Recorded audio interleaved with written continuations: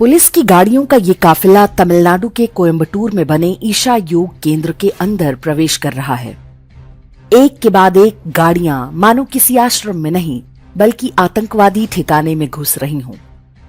कुल 150 पुलिस वालों की बटालियन ने सद्गुरु के आश्रम पर एक प्रकार से धावा बोला।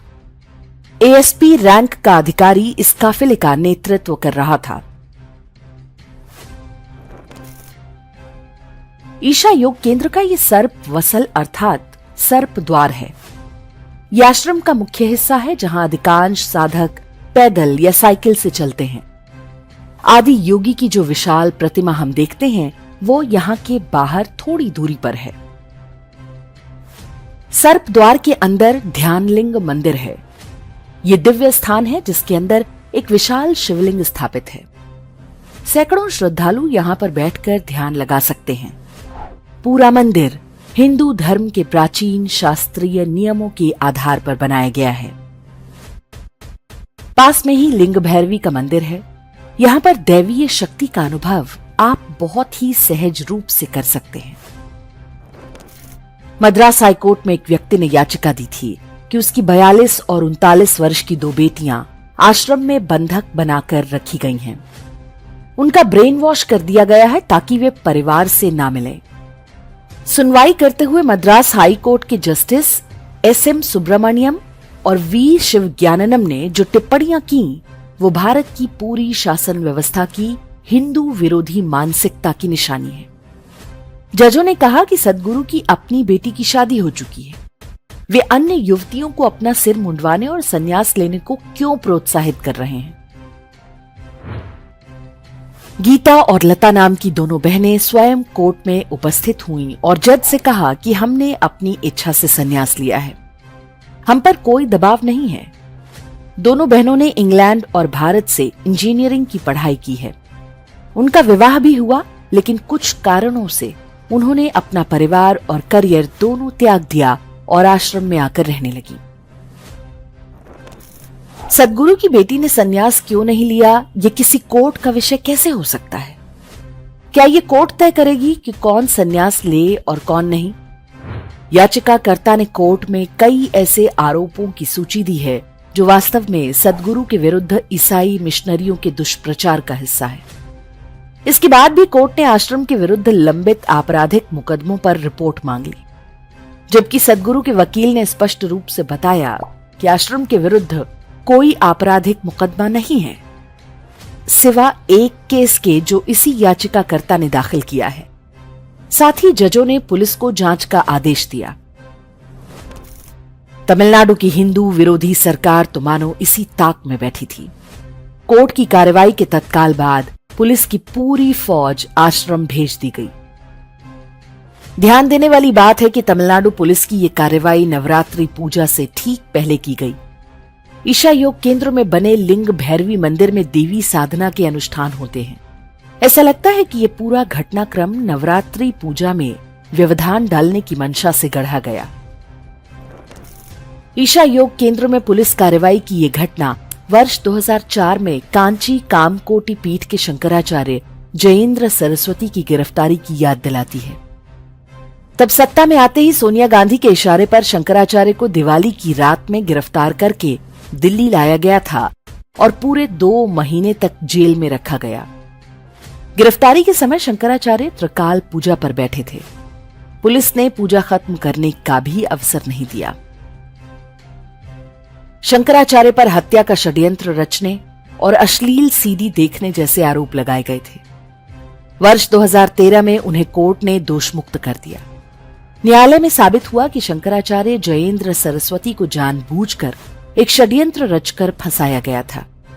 वे तमिलनाडु और आसपास के पूरे क्षेत्र में ईसाई धर्मांतरण में बाधा बन रहे थे।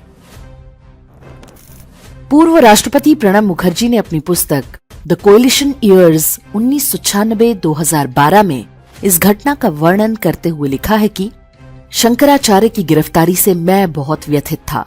अगले दिन कैबिनेट की बैठक में मैंने इस विषय को उठाया। मैंने पूछा कि क्या देश में धर्मनिरपेक्षता केवल हिंदू संत महात्माओं तक ही सीमित है? क्या कोई पुलिस किसी मौलवी को ईद के मौके पर गिरफ्तार करने की हिम्मत कर सकती है? शंकराचार्य को झूठे आरोपों में जेल भेजने से लेकर तिरुपति मंदिर के प्रसाद में गोमांस मिलाने तक ईसाई तंत्र के पापों की सूची बहुत लंबी है। एक ओर सनातन धर्म और दूसरी ओर अब्राहमिक मजहब, दोनों के प्रति तंत्र का दोहरा मानक स्पष्ट देखा जा सकता है। ये वही न्यायपालिका है जो लव जिहाद में फंसाई गई हिंदू लड़कियों को ये कहकर उनके माता पिता को नहीं सौंपती कि वे 18 वर्ष से अधिक की हो चुकी हैं। ऐसी ढेरों हिंदू लड़कियां खाड़ी देशों में ले जाकर जिहादियों की भोग दासी बना दी गईं। लेकिन किसी कोर्ट या पुलिस ने कभी किसी मदरसे या मौलवी पर ऐसी टिप्पणियां नहीं की होंगी जैसी एक हिंदू धर्मगुरु और उनकी संस्था पर की गई। देश भर में चर्च में आए दिन नन पादरियों का शिकार बनती रहती हैं। उनमें से कई की हत्या भी कर दी जाती है। Sister Jesina Thomas, sister Divya Johnny, sister Susan Mathew, Stella Maria जैसे अनगिनत नाम हैं। सिस्टर अभय की हत्या करने वाले फादर थॉमस कोटर और उनकी प्रेमिका सिस्टर सेफी को कोर्ट से किसी तरह उम्र कैद तो हुई, लेकिन हाईकोर्ट ने सजा पर रोक लगा दी। बिशप फ्रैंको मुक्कल का नाम तो भारतीय न्याय व्यवस्था पर एक प्रश्न चिन्ह बनकर खड़ा है। चर्च में दशकों तक ननों से बलात्कार करने वाला ये कैथोलिक दरिंदा कोर्ट से छूट गया, जबकि पूरी सुनवाई में एक भी पीड़िता ने अपना बयान वापस नहीं लिया था। सद्गुरु और ईशा योग केंद्र में आपकी कोई श्रद्धा हो या नहीं, महत्वपूर्ण यह है कि तमिलनाडु के जिस क्षेत्र में वे काम कर रहे हैं वो ईसाई मिशनरियों का गढ़ है।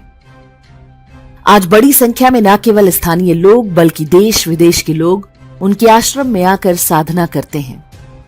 इसी कारण सद्गुरु और उनकी संस्था लंबे समय से मुल्ला मिशनरी नेटवर्क की आंखों की किरकिरी बनी हुई है। उनके विरुद्ध किसी भी दुष्प्रचार पर आंख मूंद कर विश्वास करने से पहले एक बार स्वयं कोयम्बटूर जाकर ईशा योग केंद्र की गतिविधियों को देखें। हमने ऐसा किया है और हमें विश्वास है कि उन्हें लेकर संदेह का कोई कारण नहीं है। कुछ समय पहले जब महाशिवरात्रि कार्यक्रम में अली मौला गाया गया था, तब इंडेक्स पर हमने सद्गुरु को एक खुला पत्र भी लिखा था। उसके वीडियो का लिंक आपको डिस्क्रिप्शन में मिल जाएगा, इसे अवश्य देखें। ईशा योग केंद्र में छापेमारी बताती है कि भारत का सेक्युलरिज्म एक धोखा है। हमारा पूरा शासन तंत्र मूल रूप से हिंदू विरोधी और अब्राहमिक मजहबों का गुलाम है। सर्वोच्च न्यायालय ने विरोध को देखते हुए तमिलनाडु पुलिस की कार्रवाई पर रोक लगा दी, लेकिन ये इस बात की क्या गारंटी है आगे से ऐसा कोई षड्यंत्र नहीं रचा जाएगा। इसके विरुद्ध हम सबको खुलकर बोलना होगा। जजों का नाम लेकर मर्यादित भाषा में उनकी आलोचना की जानी चाहिए। यही जज हैं जो नुपुर शर्मा के लिए आग उगलते हैं, लेकिन उदयनिधि स्टालिन जैसे लंपट द्वारा हिंदू धर्म की तुलना डेंगू मलेरिया से करने पर भीगी बिल्ली बन जाते हैं। नेता हो या जज, ये सारे वास्तव में कठपुतली हैं। सबरीमाला से लेकर तिरुपति तक सारे हिंदू विरोधी षड्यंत्रों के पीछे एक ही गिरोह है। उन्हें रोकने का एक ही उपाय है कि हम एकजुट हों, उनके झूठ, पाखंड और षड्यंत्रों को उजागर करें। हमारा धर्म पापियों को दंडित करने की शिक्षा देता है। राष्ट्र के प्रति